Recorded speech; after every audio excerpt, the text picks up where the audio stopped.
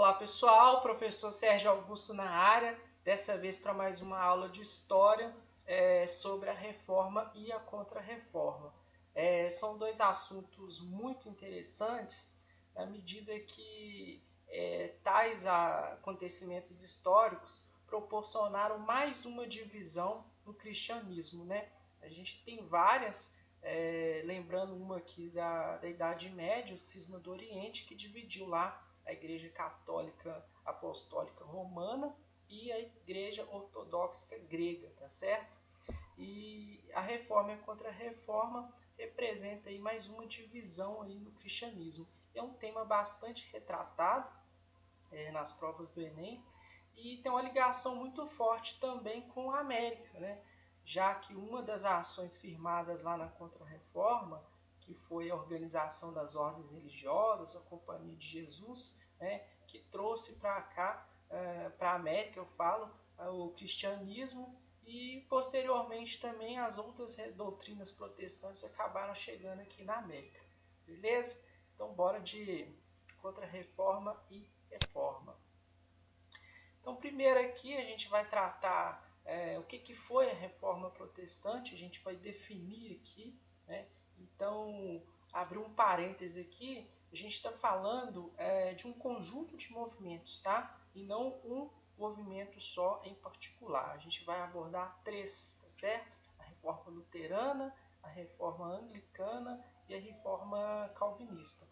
Então, o movimento de reforma protestante trata-se de um conjunto de movimentos, né, que propôs uma contestação à doutrina da Igreja Católica. Esses movimentos eles deflagraram-se no século XVI, né? E o primeiro desses movimentos tem origem já no início do século XVI, em 1517, com o ex-católico o Martinho Lutero. Está aqui uma foto emblemática, quando a gente fala de reforma protestante, a gente vai abordar mais esse assunto, quando a gente for falar especificamente da doutrina luterana, mas aqui é o Lutero, né, demonstrando a sua insatisfação com a Igreja Católica, e ele afixando ali as 95 teses, né, que fundamentam a doutrina luterana aí na porta da igreja que ele pregava, tá certo? Isso lá na Alemanha.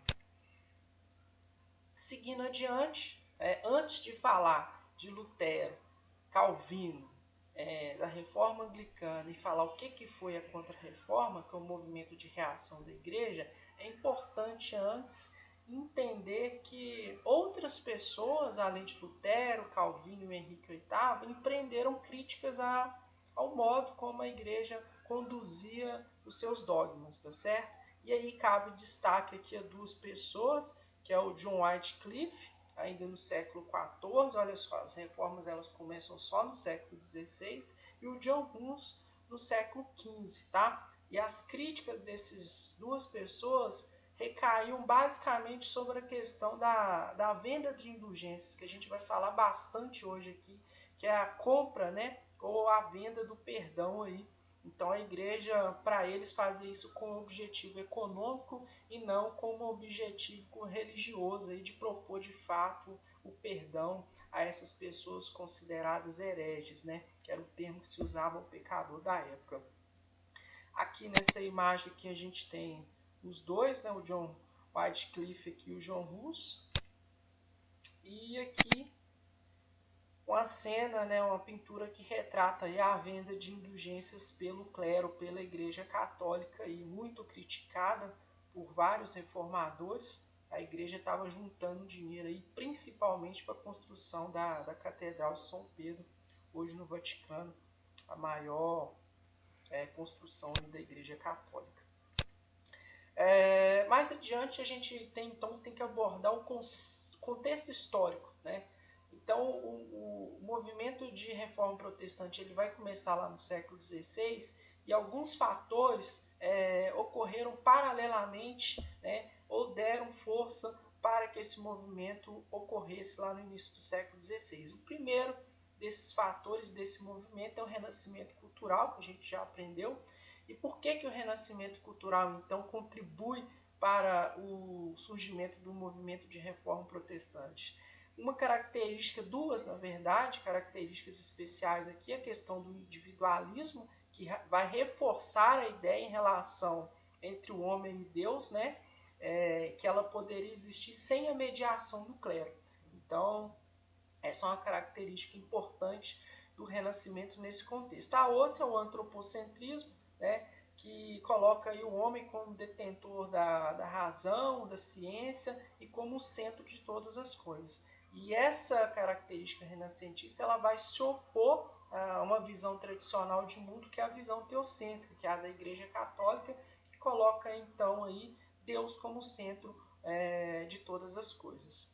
Um outro contexto que vai fortalecer esse movimento de reforma protestante é o surgimento, né, e o desenvolvimento dos Estados nacionais europeus, os Estados modernos europeus. Por quê? Com o surgimento e desenvolvimento desses Estados nacionais na Europa, vai haver, consequentemente, o aumento do poder dos reis, né?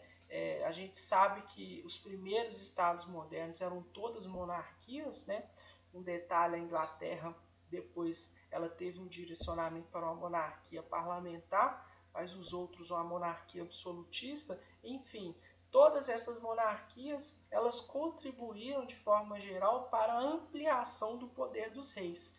E isso vai fazer que o quê? Que os reis, na medida do desenvolvimento do seu país, da sua nação, nesse momento, ele vai começar a questionar mais as imposições da igreja em seu território. A gente vai perceber isso no rompimento com o surgimento da reforma anglicana lá na Inglaterra, com o rei Henrique VIII, vai ser um bom exemplo disso, tá certo? Então a igreja católica na Idade Média ela exercia muita influência sobre aqueles feudos que existiam, sobre os monarcas da época.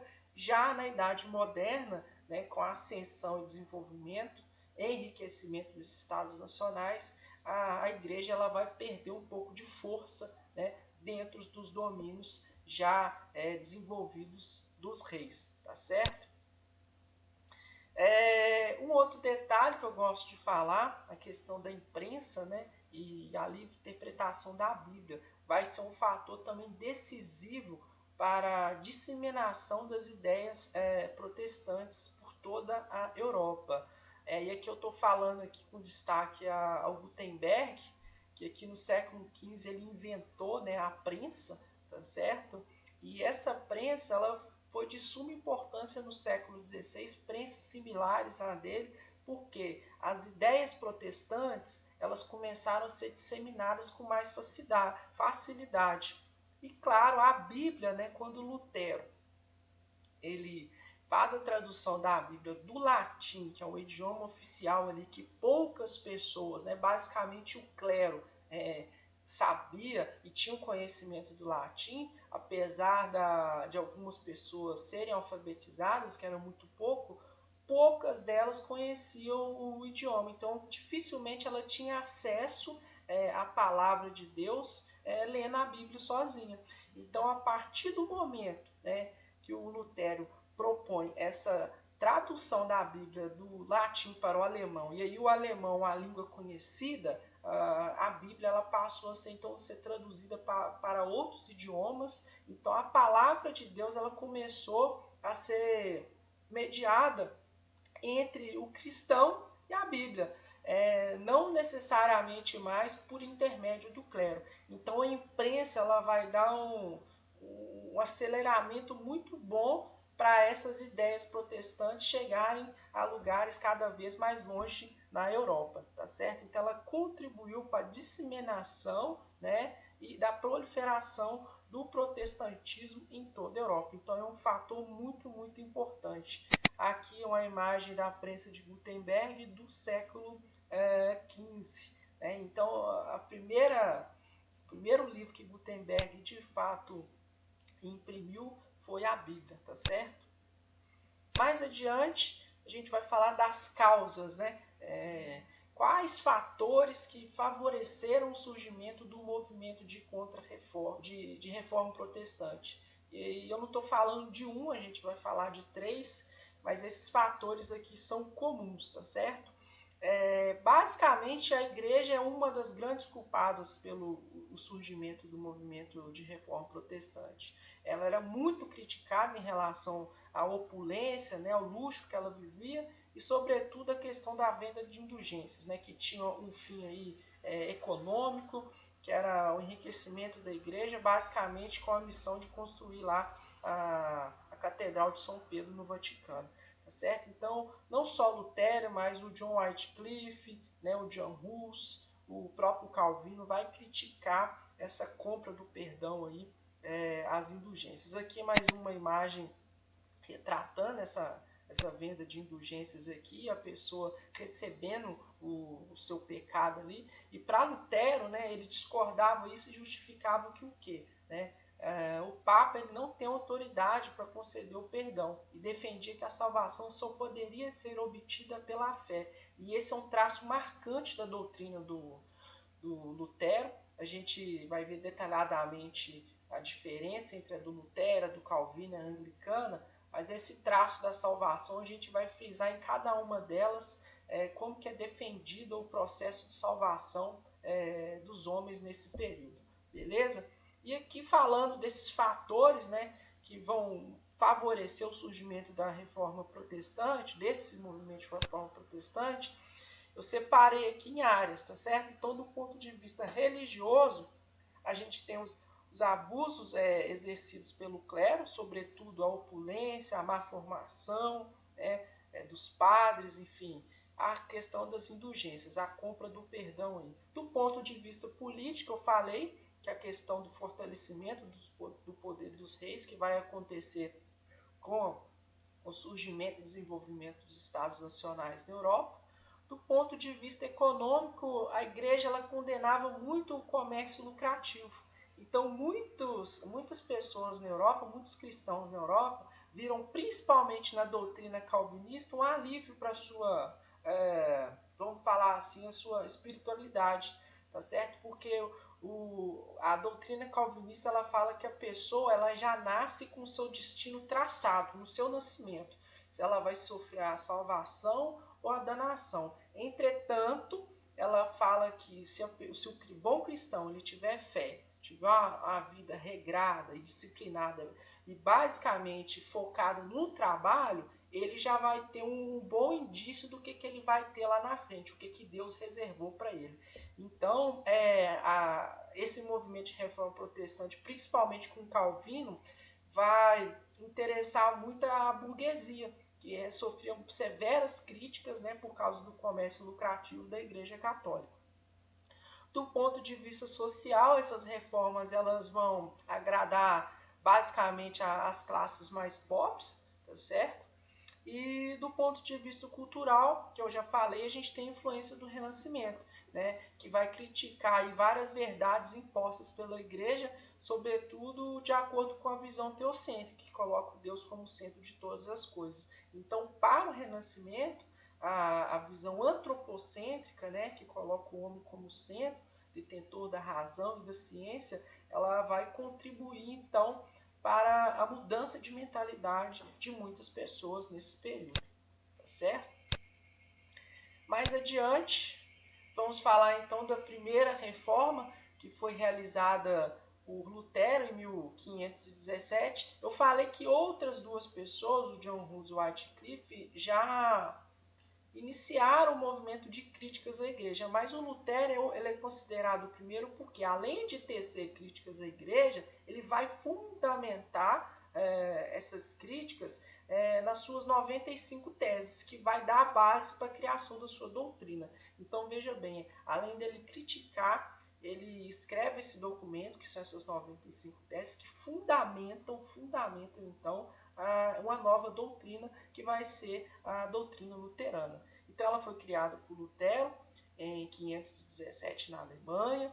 A sua doutrina ela foi organizada em 95 teses, eu deixei duas aqui para a gente ler na íntegra. Né? A motivação para a criação dessa nova doutrina está ligada aos abusos cometidos pela Igreja Católica, sobretudo às críticas do Lutero à questão da venda das indulgências. E para Lutero, a salvação do homem só ocorreria através da fé. Tá? Esse é um traço importante da doutrina dele e vai ter diferenças ao longo das outras doutrinas que a gente vai ver. Ele defende apenas 2 sacramentos, né? A Igreja Católica defende 7, a gente vai ver quais.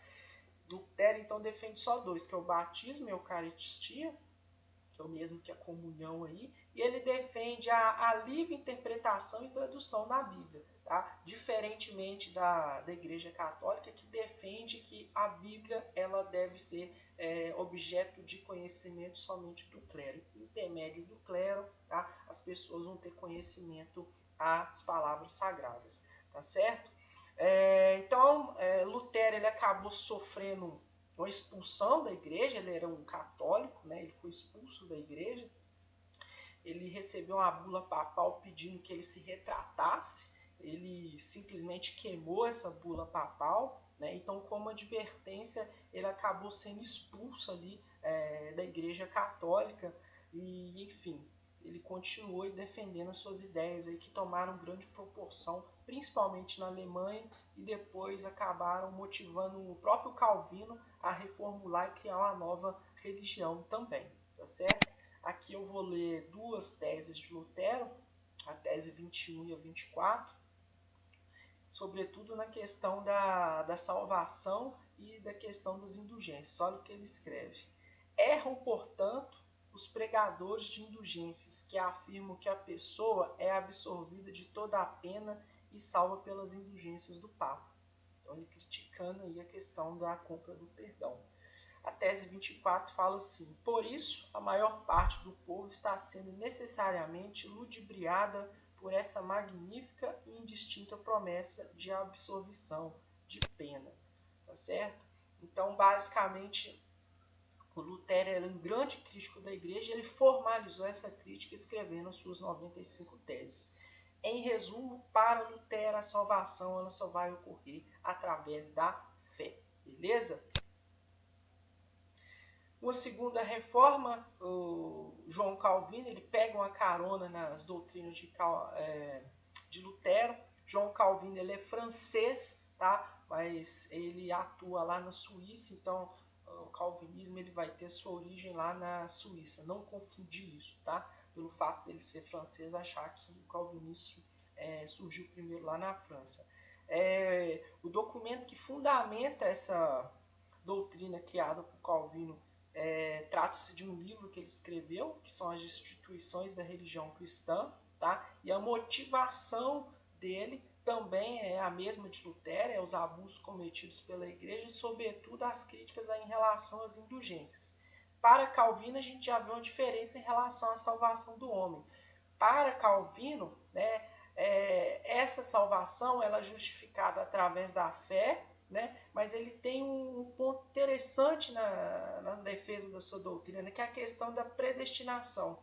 Então, olha só, para Calvino, a pessoa, no momento do seu nascimento, ela já tem o seu caminho traçado por Deus. Se essa pessoa vai sofrer a danação ou a salvação, tá certo? Isso é um ponto-chave ímpar na doutrina calvinista, e ele fala o seguinte, né?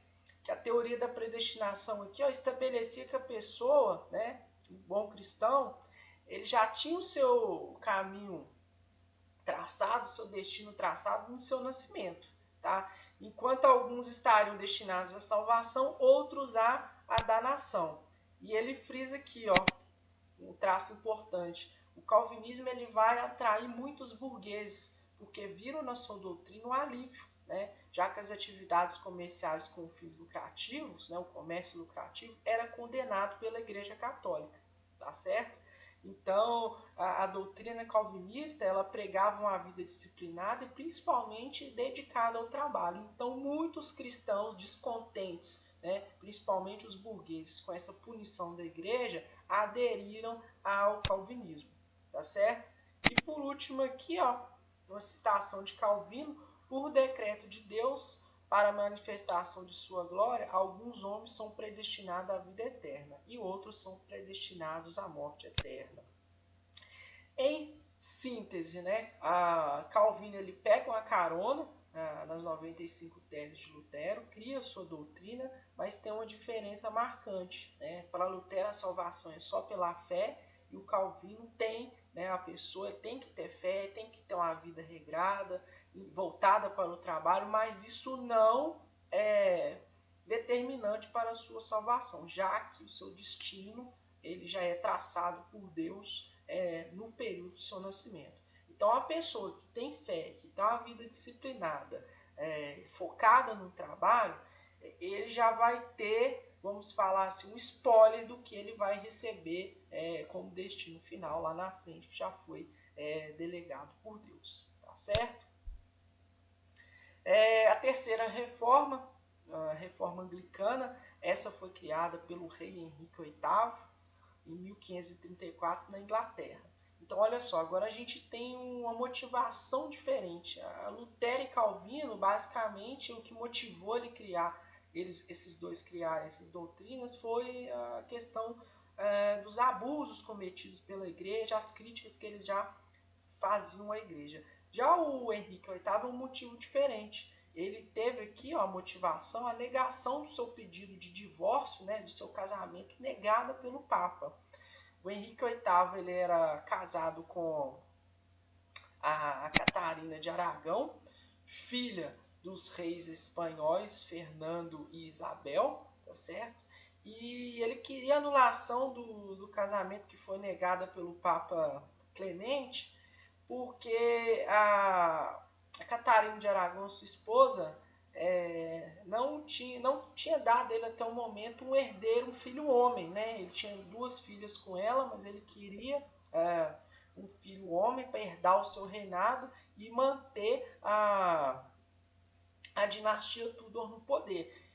E ele temia muito de não ter esse filho homem, porque o parente mais próximo então seria da Espanha, e ele temia que um governo inglês caísse nas mãos de um espanhol, tá certo? Então ele pede anulação para o Vaticano, o Papa Clemente nega, e a partir desse momento ele promove o rompimento, né, mobiliza o seu parlamento para fazer esse rompimento com o papado. E aí ele, nesse rompimento, ele cria uma nova doutrina na Inglaterra, que é chamada de doutrina anglicana, tá certo? Ele pega uma carona aí na doutrina do João Calvino, que então a salvação ela é justificada também pela fé e a teoria da predestinação, mantém os mesmos sacramentos de Lutero, Calvino, né, que é o batismo e a Eucaristia, e defende também a tradução e a livre interpretação da Bíblia, tá certo? Aqui eu deixo um resumo explicando toda essa história que eu falei aqui, e o documento que fundamenta, né, a criação dessa doutrina anglicana lá na Inglaterra é o Ato de Supremacia aí. Então, o Henrique VIII, né, ele vai acumular então o poder político, já que ele já era rei da Inglaterra, e o poder religioso sobre o povo inglês, tá certo? Uma teocracia que está se formando nesse momento aí. Então ele se torna como se fosse o Papa para a religião anglicana e, claro, o rei, o chefe político também do povo inglês, tá certo? Uma consequência disso, né, uma vez que a religião anglicana ela se torna oficial na Inglaterra e há um rompimento com a Igreja Católica, todos os bens e terras católicas em território inglês vão ser confiscadas e vão pertencer agora ao Henrique VIII. Tem uma série muito, muito legal que aborda a vida desse rei, o Henrique VIII, acho que, se não me engano, tem na Netflix, enfim. Chama The Tudors. É uma série assim, de 36 episódios que narra aí todos os seus casamentos e a saga dele para conseguir um filho homem para ter o seu reinado. E aí é bom ver o que vai acontecer lá na frente. Fica essa dica aí de série para vocês nesse momento de quarentena. Mais adiante, então, eu fiz aqui uma tabela para vocês sobre os sacramentos aqui todos. A gente ainda vai falar da reforma, a gente vai falar aqui. Então a igreja defende os 7 sacramentos. A luterana, calvinista e anglicana são 2. Né? Então para Lutero a salvação é a fé, Calvino e Henrique VIII, fé, né, mas claro, ligada à questão da predestinação. Para a Igreja Católica, a Bíblia deve ser interpretada somente pelo clero. Aqui todos os outros defendem essa livre interpretação. Enfim, dá uma olhada nessa tabela aí que é muito interessante. E aqui o último movimento, que é o movimento de contra-reforma. Então, a partir dessa divisão do cristianismo, né, a igreja começa a perder muitos fiéis, tá certo? É o que eu estou retratando aqui nesse quadrinho. Então, a igreja ela organiza um plano, né, de reação. Então, vai ser chamado de contra-reforma. E esse plano objetiva, então, o quê? Retomar esses fiéis perdidos e principalmente barrar o avanço do protestantismo em toda a Europa. Essa contra-reforma, ela então foi criada pela Igreja Católica no ano de 1545, na cidade de Trento, da Itália. Né? A gente fala Itália entre aspas porque a Itália ainda não era um país, um Estado nacional nesse período. Ela foi legitimada a partir das ações firmadas no Concílio de Trento, que foram diversas assembleias, né, ocorridas entre 1545 e 1563. E a motivação da convocação desse concílio é a divisão do cristianismo e, claro, o avanço das doutrinas protestantes e, consequentemente, a perda de fiéis, né, prestígio, poder e capital da igreja para essas novas doutrinas que surgiram. A salvação para a igreja, né? O bom cristão ele vai obter através da fé, as boas ações e vida, né? As boas obras e os 7 sacramentos, tá certo? Que é o batismo, a crisma, a eucaristia, o matrimônio, a penitência, a ordem e a extrema-unção. A igreja não defende a livre interpretação da Bíblia, a Bíblia em latim, mediada pelo clero, tá certo? Aqui uma foto aqui do Papa Paulo III, que convocou o Concílio de Trento e deu início ao movimento de contra-reforma. E aqui uma imagem que representa uma dessas reuniões lá no Concílio de Trento, tá certo? Deixa eu voltar aqui um slide. Dentro desse concílio de Trento, a igreja firmou diversas ações para barrar o avanço do protestantismo. Então ela proibiu a venda de indulgências, então ela deu um recuo, né, um passo atrás, que ela foi muito criticada. A manutenção do celibato, dos 7 sacramentos, a criação de seminários para a formação do clero, tá certo? Havia muitos padres preparados, então a igreja ela vai fazer um investimento nisso aqui. Ela vai reafirmar a proibição da livre interpretação da Bíblia. Ela vai criar o Index, que é uma lista de livros proibidos, né? Então esses livros basicamente foram todos queimados, principalmente as Bíblias com tradução. Enfim, ela vai organizar melhor as ordens religiosas, principalmente a Companhia de Jesus, que vai ter um papel decisivo aqui na América, né, educando, né, catequizando os nativos americanos aqui. Isso tanto ocorreu na colonização da América Portuguesa quanto espanhola, tá certo? E vai restabelecer a Inquisição, que é o Tribunal do Santo Ofício, né? E aí eu tenho um mapa conceitual aqui sobre o Tribunal do Santo Ofício, o que é o Tribunal do Santo Ofício, tá certo? Então o Tribunal do Santo Ofício ele também é chamado de Inquisição. Ele foi criado lá em 1231, então ele foi restabelecido. O Tribunal do Santo Ofício ele é famoso, né? Ele julgou a Joana d'Arc, né? Decisiva lá na vitória da França na Guerra dos 100 Anos. Ele julgou o Galileu, que teve que reportar, a gente viu isso aqui aprendendo no Renascimento, ele teve que negar a sua descoberta para não morrer na fogueira. Enfim, havia-se um julgamento, né? Tá certo? Depois aqui seguido de, caso a pessoa não quisesse falar, tinha tortura, né? E a sentença aqui que poderia ser diversa. Então, dependendo da pena da pessoa, ela poderia levar a pena máxima, que era a pena de morte, que poderia ser por decapitação ou mesmo queimada viva na fogueira. Dá uma olhada nesse mapa conceitual aqui, que é bem legal também sobre o Tribunal do Santo Ofício. Basicamente, a gente chega ao fim aqui para fechar e falar da conclusão e consequências.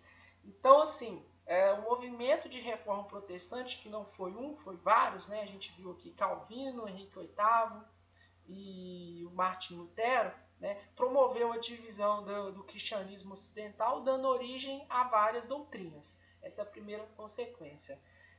Uma coisa ligada a esses movimentos reformistas em educação que foi no cenário da reforma protestante que algumas bases para a educação foram pensadas, né, propondo aqui a organização da escola em ciclos, o ensino fundamental, médio e superior, e esses movimentos reformistas eles defendiam que o saber deveria ser universal e que todos deveriam ter direito à livre interpretação da Bíblia. Já o movimento de contra-reforma, ele não conseguiu acabar com as doutrinas protestantes. Aqui na América a gente tem o resultado disso, a gente tem católicos, a gente tem evangélicos, a gente tem outras religiões também, tá? Então ela não conseguiu barrar o avanço das doutrinas, mas freou a sua expansão. E um dos maiores feitos da Contra-Reforma foi a disseminação da doutrina católica nas colônias europeias localizadas aqui na América. Beleza? Gente, é um tema muito grande, espero ter contribuído para o aprendizado de vocês e na descrição dessa videoaula eu vou deixar esse slide para vocês. Um grande abraço, muita saudade e tchau!